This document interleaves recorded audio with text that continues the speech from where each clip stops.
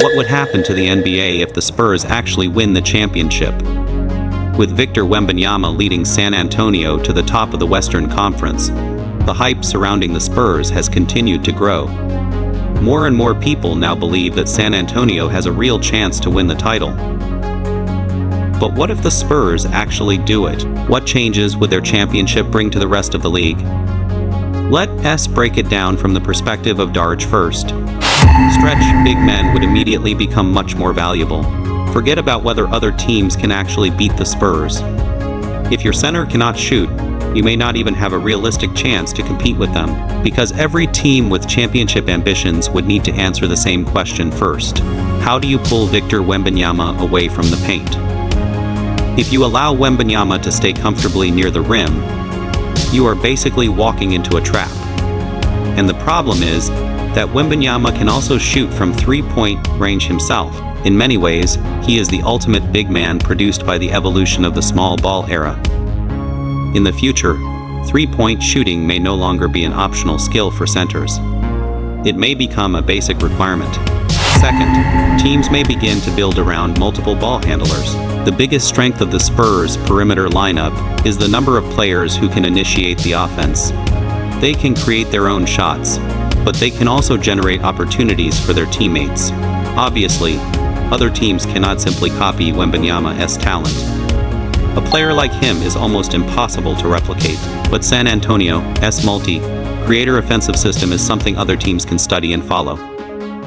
And this style of basketball may also be one of the best ways to attack the Spurs.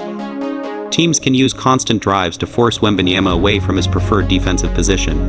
Then they can punish the defense with cuts and three-point shooting.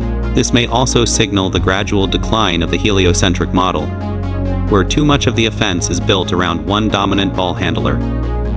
Multiple players attacking off the dribble, moving the ball quickly, and creating open shots from the perimeter could become the league's next major team building trend. Third, the NBA may finally complete its transition to a new face of the league. If Victor Wembanyama leads the Spurs to a championship, he could potentially have a Defensive Player of the Year award, an All-NBA first-team selection, an All-Defensive first-team selection, an NBA championship, and a Finals MVP award by the age of 22.